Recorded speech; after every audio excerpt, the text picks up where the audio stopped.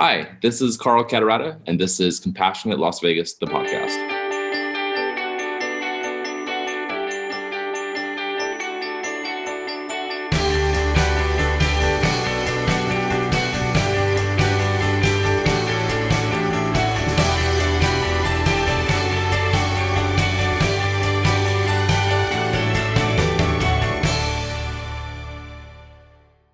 Welcome to Compassionate Las Vegas, the podcast. I'm your host, Will Rucker, and I am so excited that you are joining me for today's episode. This season has been so incredible so far, and I'm just really excited about today's guest and what this individual will bring to the conversation. We've been talking about making this community, the Las Vegas Valley, compassionate. We've talked about our resolution and making that resolution a reality. So today we have the privilege of talking to a younger member of our community, which is still weird for me to say because I still think I'm his age. But we're talking to a younger member of our community about all the amazing things that he's doing and his vision for the future of our amazing community. Welcome to the podcast, Karl. Thank you so much, Will. I'm excited to be here and excited to share messages of hope and compassion and peace to folks in the Las Vegas Valley. Yeah, your story is so incredible. And every time I talk to you, you're doing something new and different. I can't keep up, just to be frank. I cannot, because you're doing so much. But everything that you do, number one, is compassionate. And of course, I love that. But also, a lot of what you're doing is really pushing the envelope forward and creating true change within our community, and even the way that we just think about the things we think about. So if you could give us just high points of what you're working on right now, and then we'll dive into it. Yeah. And thank you again, Will, for allowing me to be on the podcast. I'm very honored. I know that this podcast brings together, like-minded and leaders in the Las Vegas Valley when it comes to communicating the message on what we can do better to improve our community. So I'm very grateful and I'm very blessed to join you on this Sunday morning to just talk about what we can do to continue improving the Las Vegas Valley. Some items that I'm working on currently in my young stead as a 23-year-old is and I'll go into the different projects. Right now we are still attempting to exit the coronavirus pandemic, right? With the Delta variant increased across the Las Vegas Valley. We are trying to get more young people vaccinated and ensuring that, myths and misinformation are not a thing when it comes to why young people should get a vaccination, or making sure that we get our community safe. Number two, what I'm currently working on is I had the opportunity to be moved from a youth commissioner to the chairman of the Nevada Commission on Mentoring.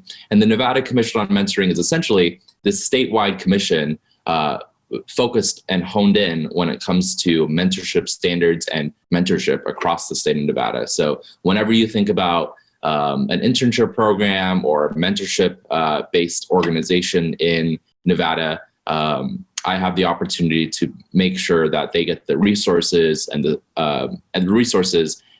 best advocacy available to them, to making sure that their mission is successful in the Silver State. And I guess the third thing that I'm working on is, I'm a big believer in young people, right? Nevada is a small community.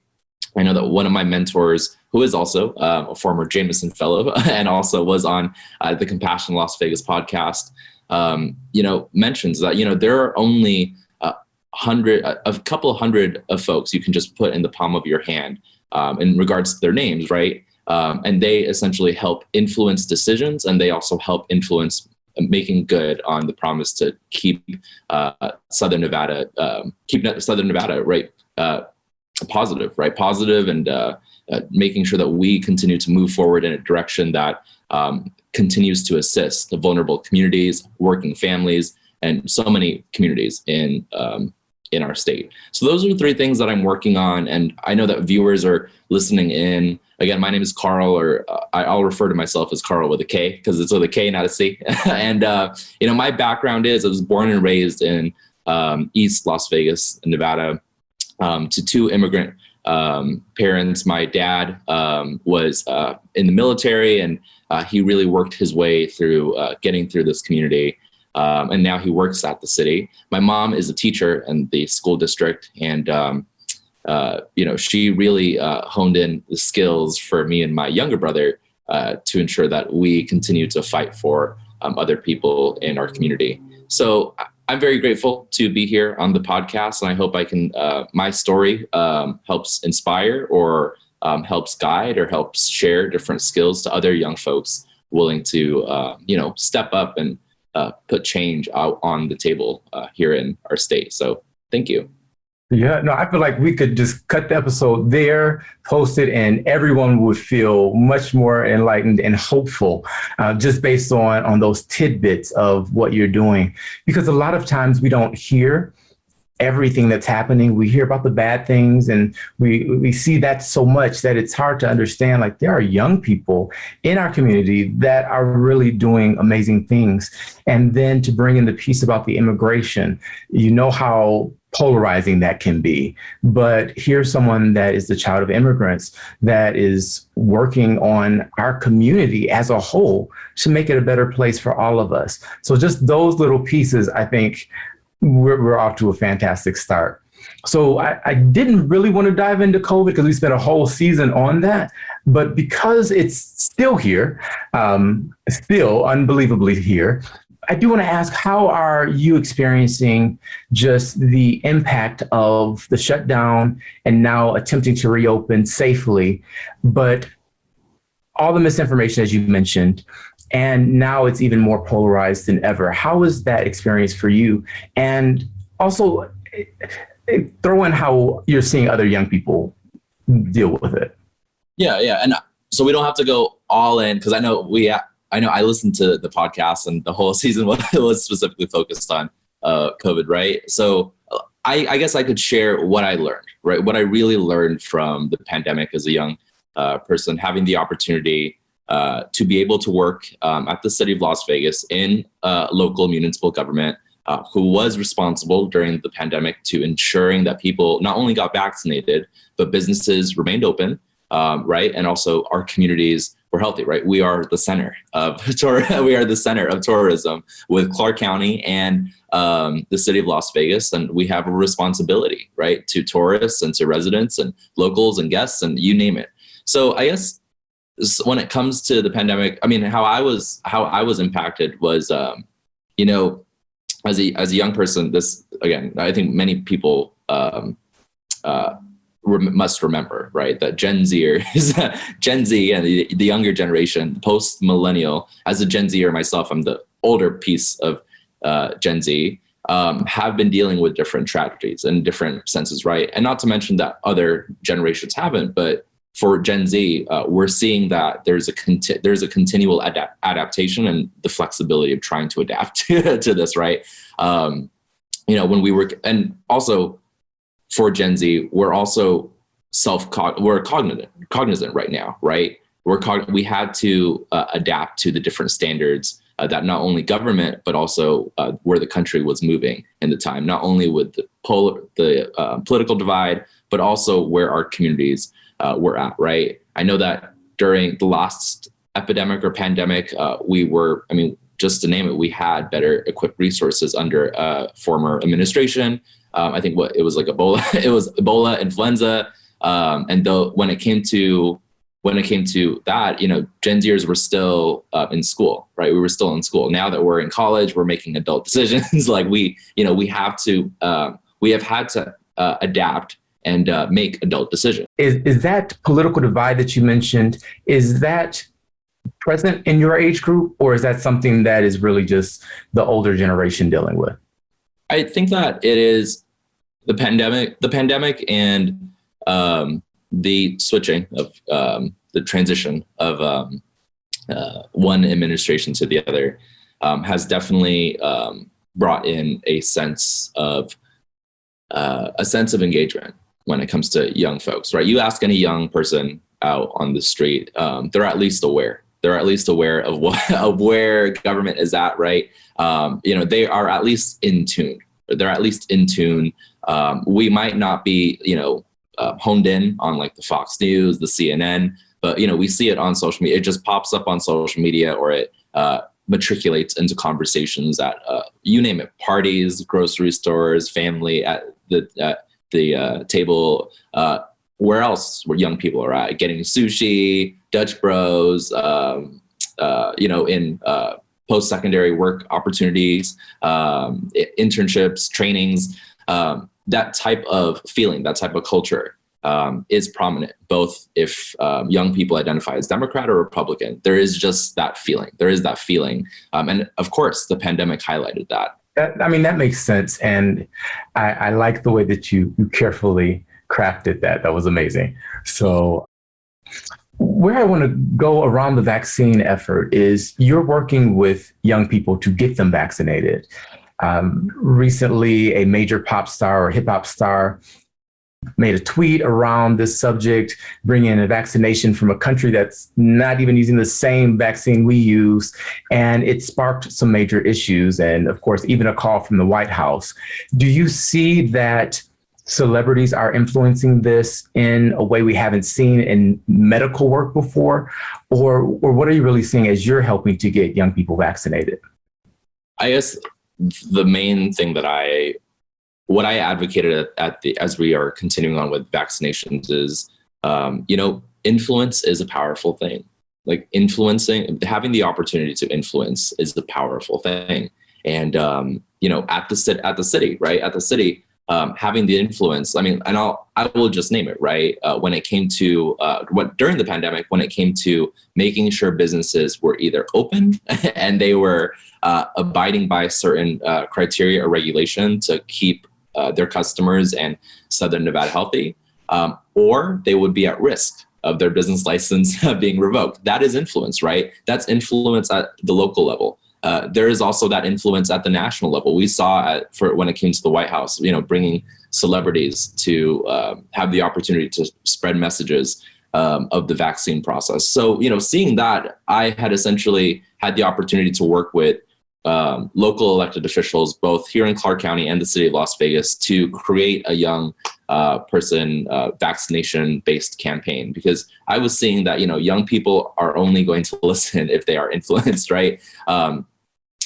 When it comes to young toddlers on iPads that we see now walking around, or when it comes to those in K through 12 or those in college right now, influence is a powerful tool. Influence is a powerful tool, and I think that, as you mentioned, there was a celebrity recently on the news that had mentioned some myths and some misinformation about the vaccine, but it just only highlights the importance of how influence is so powerful, right? Because I would wonder how many folks saw that from that specific celebrity and said, okay, well, this is a valid thought.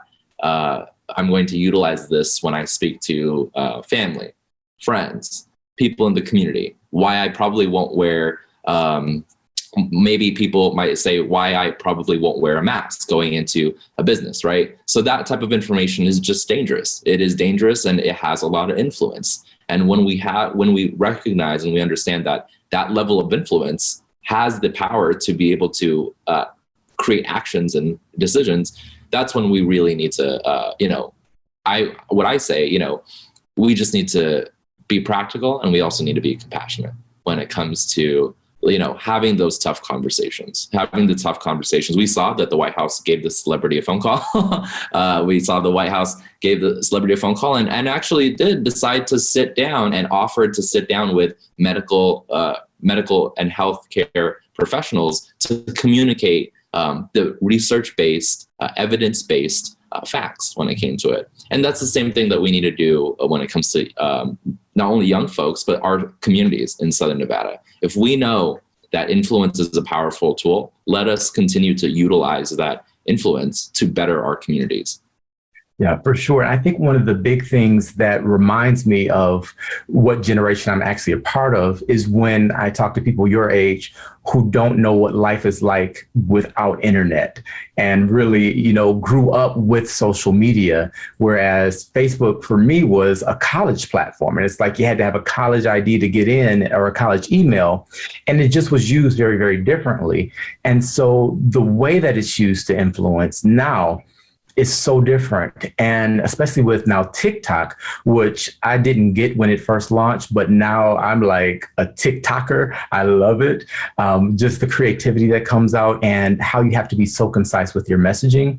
But what it allows is, in a sense, a democratization of influence, where an election is typically how you gain influence in a community. Now, elected officials are, excuse the term, but like bowing down to celebrities in order to have them really share the influence, because that's who people, particularly young people, are looking towards. I know that with fundraising, the story of one is more powerful than the story of many when you're trying to get people to give. And so I'm seeing this happening with people sharing those one-off anecdotes that may or may not be true with their circle. And it carries so much more weight than the millions and millions and millions of people who have been vaccinated with no incident at all, or very, very mild side effects. So it's just fascinating for me to watch just the world unfold and change and evolve with technology at the center. Correct. Yeah. And I guess to piggyback on that, and anyone listening in to the podcast, is that, yeah, social media is a very powerful tool when it comes to influence. And I remember when I was, and I guess I'll tell a story. I remember when I was a freshman in high school and I was interning for Clark County, when at the time, our current Governor Steve Sisolak, was the commission chair at the county. And I remember when, I was working there as a public communications intern. And, Clark County has a more older demographic of workforce. And I identify as a young person then. When it comes to social media, we knew that Facebook and communications were powerful tools, right? But this was still when Twitter was still new, right? And now we have TikTok, right? So you're completely right, is that social media can be both a blessing and a curse, right? If we use social media in a productive manner, in a productive light, to help influence good decision-making, healthy decision-making processes, and also good civic engagement, then we're able to build a more informed community, a more informed, I would say, civilization, right? I believe Congress puts money into education for a reason, right? A more well-educated citizenry is best for a healthy democracy. But we can also see the ills of social media, right? We can see the ills of I don't even want to name all the ills. I think viewers know it best, right? But when we utilize social media in a good way, when we utilize social media in a good way, which is good civic engagement, good research-based items, and also good action, making sure folks take action from seeing just something on social media, then we can really get somewhere. And I think that you had mentioned it, right? When it comes to the internet, social media is such a fast-moving thing, right? We see now, and I make the comparison, and I'll stop here. We make the comparison. More of my older colleagues, they do have trouble when it comes to saving a PDF or trying to operate the computer, which is fine, because when they grew up, and again, this is the compassionate thing, right? When they grew up, they did not have these tools were still in the process of being built, right? Apple was releasing iPhone by iPhone. When now we see babies literally on an iPad able to open the iPad, and then just be able to interact with them. And when I mean babies, I mean toddlers or folks in K through 12, right? So we see this generational divide. How can we, I guess the question really is, when it comes to issues and making sure our communities are healthy and moving in a productive and forward fashion, how can we understand this divide to better influence our actions or decisions here in the Silver State. Well, I think you nailed it with just the awareness that it exists and that the most productive response is compassion. I have some older employees on my team who do struggle with technology and trying to save signatures on PDFs because we went completely remote. So they didn't have access to like an office scanner and copier where they were accustomed to physically signing and scanning to send documents in. So that was a learning curve. And all of us were learning something.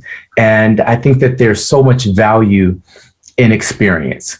And oftentimes, I've always been a forward-thinking individual, so, cutting edge of everything. And I also was essentially raised by my great-grandmother. So, I had both parents, but they worked. So she was my babysitter, and I spent summers with her. But, that 60-year or so age difference really taught me a great respect for, again, life experience and the wisdom that only comes with experience. A college degree can't give you life experience. And not to, say that a college degree is not valuable, because it absolutely is. It's a different type of information, though. So with this whole circle, I think the awareness that we are all in need of information we don't have. We all don't know what we don't know, and we can all learn from each other. I think is so critical for us. You are part of the 2020 Jameson Fellowship, which, for those that don't know, Compassionate Las Vegas offers a program to community leaders to really learn how to engage in collective impact, in building circles of trust. And so in 2020, you were one of the members of that cohort and one of the younger members. So just tell me about that experience, and what did you take away, and what are you using from that in bridging some of these divides we're talking about? Yeah, and thank you for bringing up the Jameson Fellowship. It was a very, very beneficial experience, and anyone listening to the podcast today, I hope that you can look into signing up or applying for the Jameson Fellowship. Or I'm pretty sure Will also have my social media handles. I can definitely be a testimony to the Jameson Fellowship, and many elected officials. I know that my colleagues, Councilman Knudsen, went through the fellowship as well, right? So I think when it comes to the fellowship, I know that I was one of the younger folks of the cohort. I had the opportunity to be in a room with leaders, nonprofit executives, corporate executives, folks who are working in government, folks who are working out in the community, when it comes to bettering the community. And there were so many issues in the room. There were so many good issue-based advocacy items in the room, like folks who were advocating for good things like immigration, foster care. Well, that's what I mean by issues, right? Well, there were issues too, so we won't skate past that, but keep going. Well, there's also, and those issues were productive, though. Those issues were productive, right? Because it really allowed folks to know that everyone's trying to do good. Everyone's trying to do good. Everyone has an agenda. But that agenda, when it comes to the agenda, we just need to make sure how we can collaborate on these agendas to better Southern Nevada, right? I really think, as a young person, I really do think about the fact that everybody has their own thing that they want, right?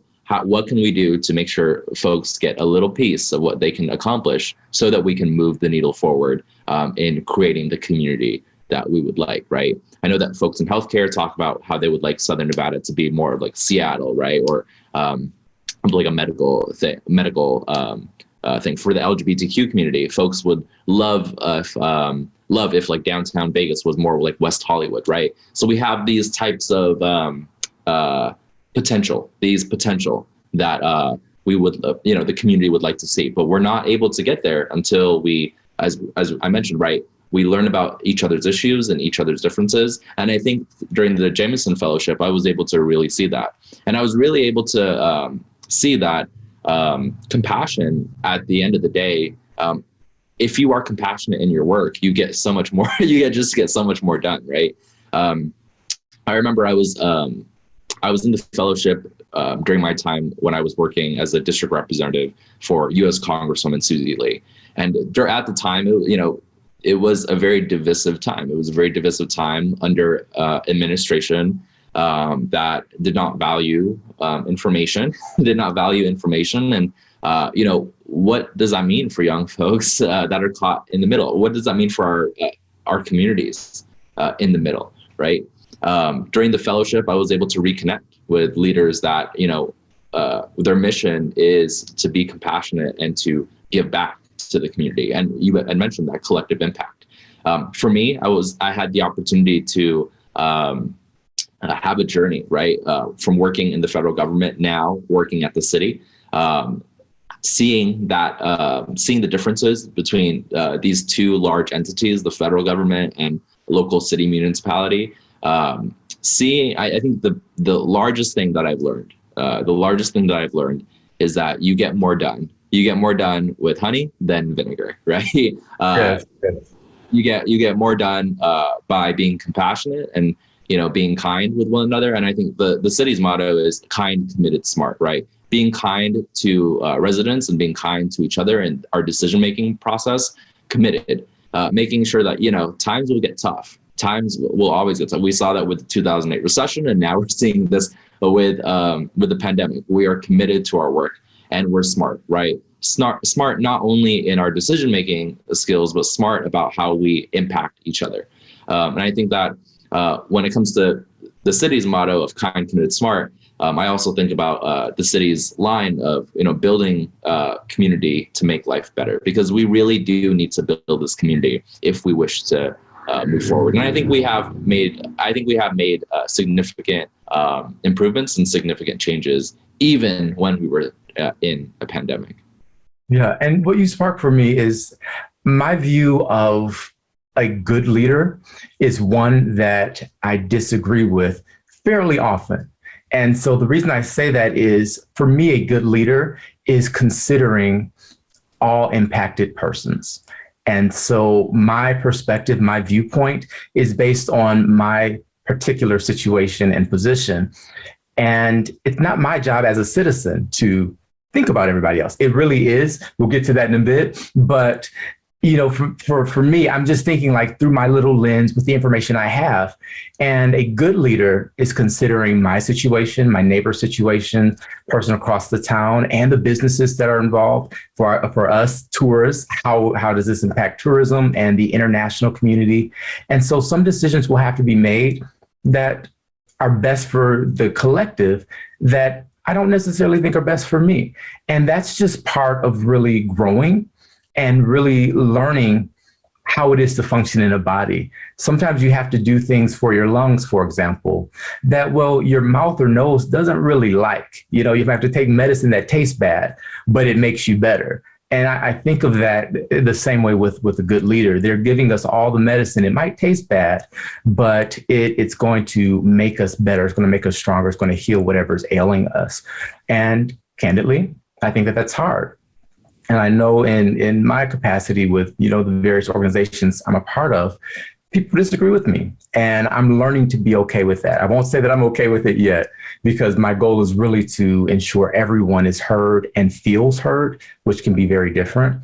But I do want to make decisions that are the best for all involved and not just a small segment, which can be hard when there's a small segment that is incredibly vocal. And that's what I want to get to now. What is your perspective on how we can really learn to just listen? I think that you do a really, really good job of listening and translating. And so how can we be better at that as a community? Yeah, people do say that I am able to translate even if sorry, it's dog. Hey, we love the dogs. That's amazing. I think so. Two things. I have two favorite quotes, and my two favorite quotes that I've lived by, and I think it's going to live with me until I'm lower down into my grave. is number one, common ground is the work, is the unfinished work that free people face, right? Making sure that we find common ground on issues is a difficult challenge. And I think that, whether that's in relationships, whether that's in friendships, whether that's in work, finding common ground is unfinished work. And it's a continued work that needs to be always always upkeep, right? It's like, cleaning a house. You always have to keep cleaning. You always have to keep cleaning. You always have to keep sanitizing. You have to, put the stuff in the washer, wash the dishes. It's upkeep. You always have to keep on considering other people's inputs, either in the workplace, with family, with friends, because at the end of the day, as a free people, right, living in a democracy, we have so many different ideas, so many different decisions, so many different perspectives, so many different parts of walked life, right, that we need to consider. That's the first quote that I live by. And the second quote that I live by is, even though that we can disagree, we can still be kind to one another. And I think that is those two quotes that I operate by. Is any single time I walk into the room, any single time that I might, be with somebody on, walking down the street, or at the grocery store that I might disagree with. If I'm wearing a mask and someone is not wearing a mask in the store, having the courage and having the compassion to be like, hey, where's your mask? Like, may I ask where your mask is? Like, it's clearly on the door, but also operating in that quote of, common ground is the challenge the free people face. So this is a challenge right now. What are we going to do to fix this? And oftentimes when I actually do talk to somebody in the store, which is a completely random person, I have had the opportunity to, get them to put a mask on, as stubborn as they could be. Right. I actually, and this is very off track. So whoever's listening to this podcast, good luck. Good luck.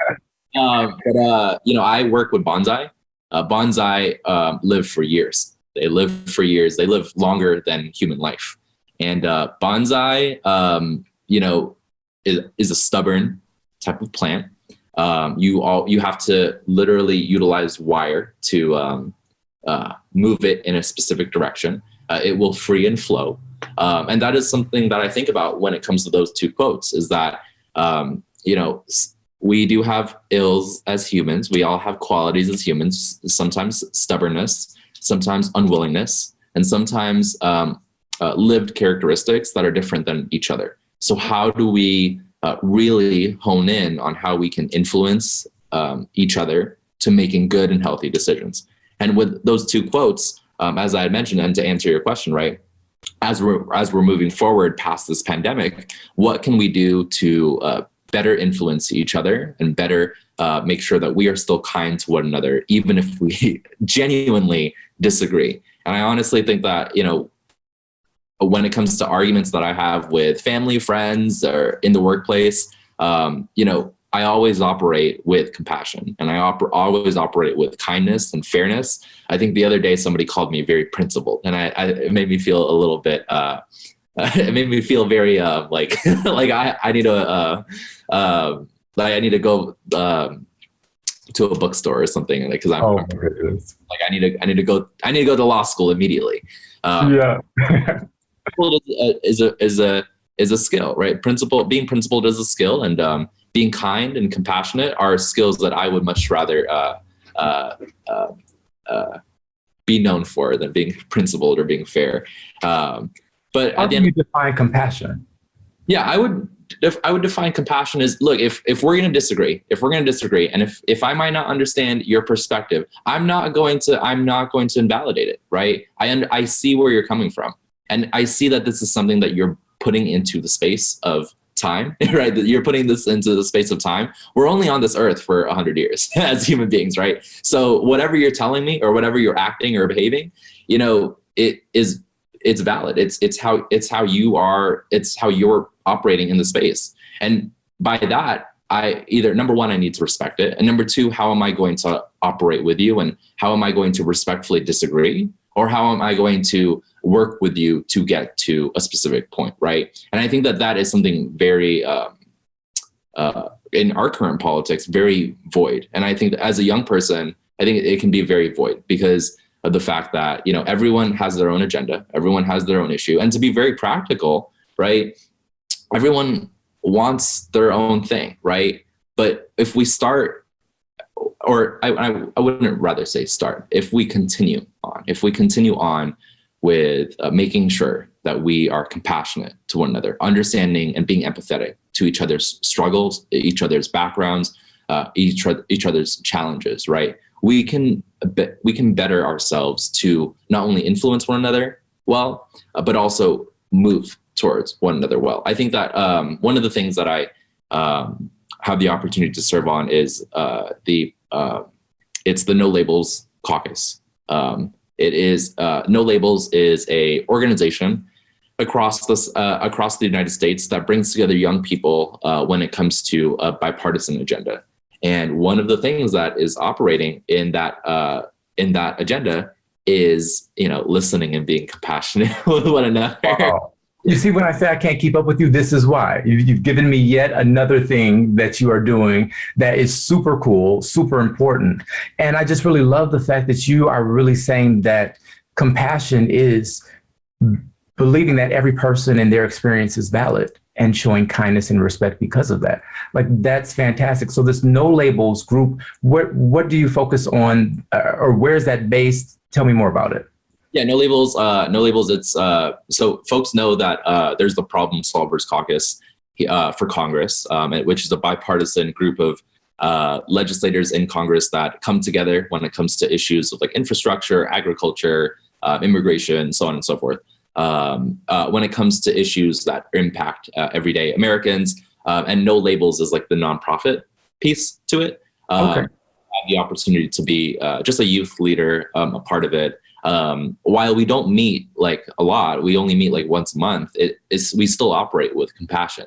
And I think that more of my older colleagues in politics can understand is that, again, you get more done with honey than vinegar. Sometimes vinegar is a thing. It's there, right? But we can get more done with honey. And I think that I have not met somebody that I have disagreed with when it comes to operating from a form of compassion, because at the end of the day, what fills your cup, right? I think that what I've learned from the hundreds of constituent phone calls that I've had working in Congress, the 100 constituent phone calls I've had at the city of Las Vegas, is that when you are faced with, and I think folks in customer service can also know this, right? Or they already know this too, right? Is when you're faced with an angry constituent asking you to pass a bill on immigration, or you're faced with an angry constituent asked to seal up the cracks on their street in the city or in the county, responding and understanding where they're coming from. It's their neighborhood, it's their community, it's their issue, it's their family. Knowing that, responding with compassion, first of all, and just to be practical, gets them off of the phone easily, gets them off easily so that you can continue on with your job. And number two is you're able to get that, problem fixed. So just being a good listener and being able to be compassionate are just different tools and skills that we can utilize as we continue moving forward to better our state. And everyone and all the other neighboring states across. Yeah, because we're all connected. I mean, look at our water supply, right? We're really learning how connected we are, even outside of the state. One thing that I really appreciate about you is you really are a mentor for me. And I think anyone over 30 needs an under 30 mentor. And so every time I talk, whether it's at the coffee shop or, whatever we're doing, I learn something new and I am able to see a different perspective because of what you share. How are you bringing that same skill set to Nevada at large through your mentoring work? Yeah, so it's Sunday. Last week, we actually had the Commission on Mentoring. I had the opportunity to partner up with the Gwynn Center and Nevada 95, which is a youth network of other young leaders. While I am a young person, I know that I cannot do this work by myself. So I need other young people in this work with me. So that is the reason why we partnered up with Nevada 95, which is a youth network who are high school students, beginning in high school and also leaving high school as well. And we had the opportunity to speak with State Treasurer Zach Conine when it came to where American Rescue Plan funds should go to, And it also kind of brought in a little bit of where the upcoming legislature should also focus on when it comes to youth priorities. We had the opportunity to speak with the Gwynn Center and the state treasurer on what things are actually possible, right? Because I also know that there sometimes youth voices can be, criticized and diminished sometimes. So it's important to really put the issue on the table and say, look, young people are a part of our community. As we can see with our education system, right? What specific topics do they need, and what can we actually invest in? So when it came to that discussion, we had the opportunity to talk about post-secondary training, mental health for folks transitioning from high school to college, internship and job opportunities, food insecurity, and also housing when it comes to young folks, because we know that we know that things are getting expensive, right? So when it comes to the mentorship piece, I know that you had mentioned that I serve as a good mentor to you, and I hope I can serve as a good mentor to other folks, right? And through the Mentoring Commission, we continue on with making sure that organizations in Southern Nevada get the resources and the talent that they need to better improve our community. Along with the mentorship landscape, I agree, right? Everybody needs a good mentor. Everybody needs a good mentor, or have the opportunity to touch the life of a mentee and to be able to share their story, right? Share their story, share their lived experience, and share what skills they've learned. Because at the end of the day, and maybe, I don't know if this is my third quote that I always utilize when I get a little wise or I get on my little soapbox, is that, we're only here for a limited time. We're only here for a limited amount of time. We only live for 100 years. We're in our positions in a good democracy. We're only here in our positions for a limited amount of time. So that means that we have work to do. We have people to see, we have things to accomplish, we have things to do, and we have things to improve, right? Life is only so short. So I think that when it comes to mentorship and compassion, I hope that I can continue to be a good mentor to you, and also be a good mentor to the other young folks in our continued work for making sure that everyone is connected to good mentorship in the state. Yeah, well, you keep getting involved and you keep staying involved, which I love. One of the things that we're working on with our fellowship, the Jameson Fellowship, is ensuring every fellow stays a fellow. Once you're a fellow, you're a fellow for life. And we also want you to be active and involved and helping to, again, mentor others through the program. So you are doing that. And I just want to say thank you for that. One other thing I want to just highlight in this moment is, as much as I value experience, I also value inexperience, because young people haven't been told no as much yet. They haven't failed as much yet. They haven't learned the rules necessarily yet.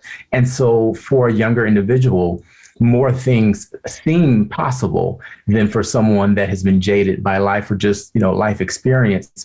So I love being able to tap into that energy and saying, no, what do you think we can actually do?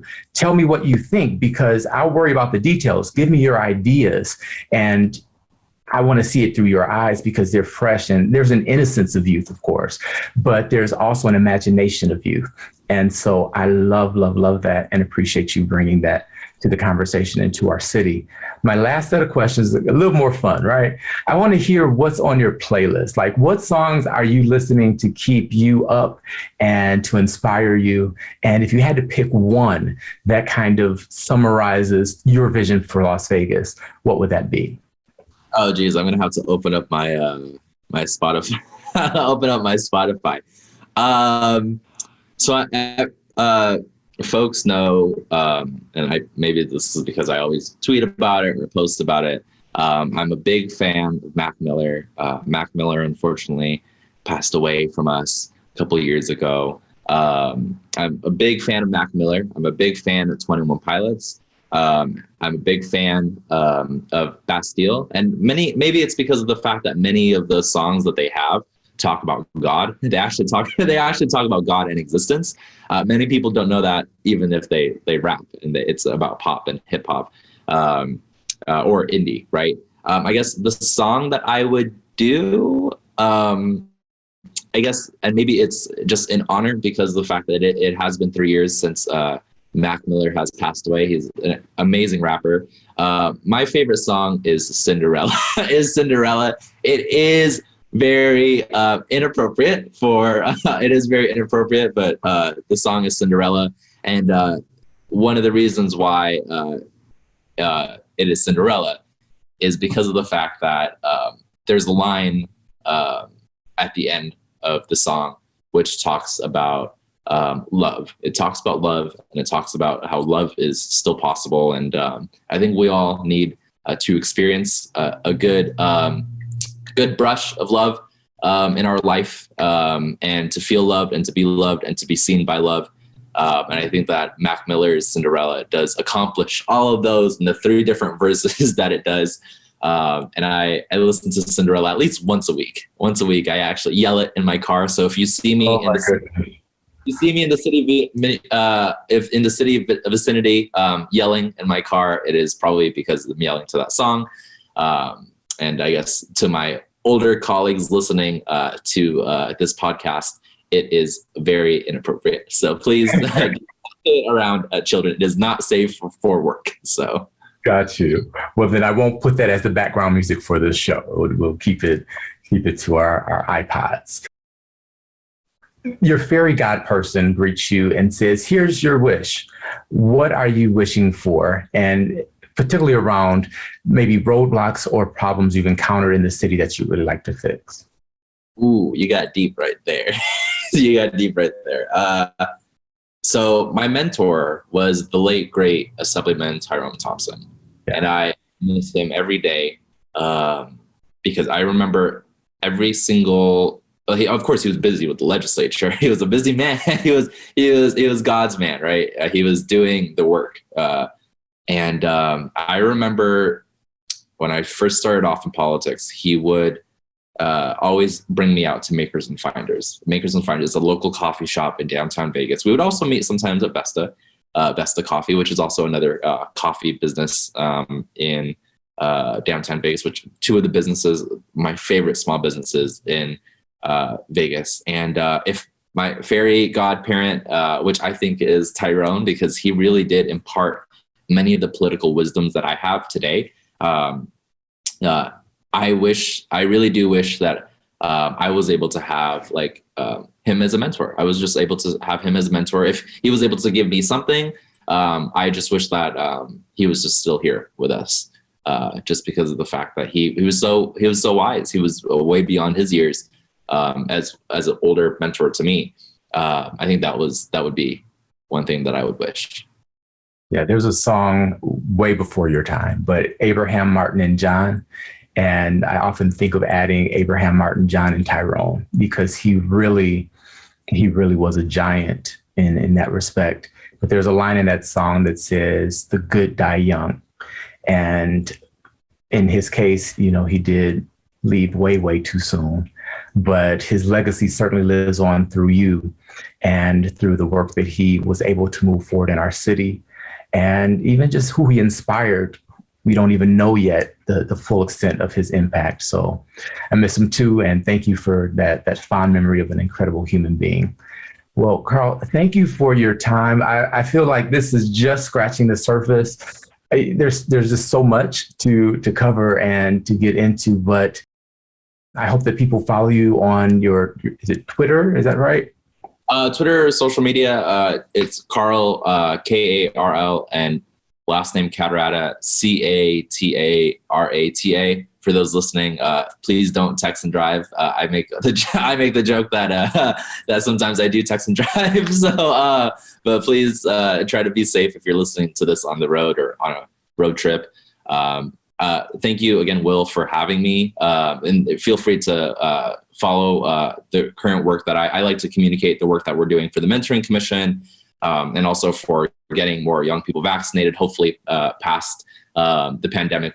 I do not have to tweet about how many more young people got vaccinated, but I'll be tweet. I always tweet about things that Vegas needs to continually improve in a very civil and respectful way and thoughtful way, right? So please feel free to follow me there. And I really do, again, appreciate the time here today to communicate the message of compassion and how we can utilize compassion in the spaces of work in Southern Nevada. Absolutely. Well, thanks again, Karl. And thank you, our listening and viewing audience, for your continued support and engagement with Compassionate Las Vegas, the podcast. We have so much more in store for you in this, our third season. I cannot believe we're in season 3 already, but this, our third season. Just keep on keeping on. And as I always remind you, you are not just a drop in the ocean. No, you are the entire ocean in a drop. And what you do matters. So live compassionately. I'll see you next time.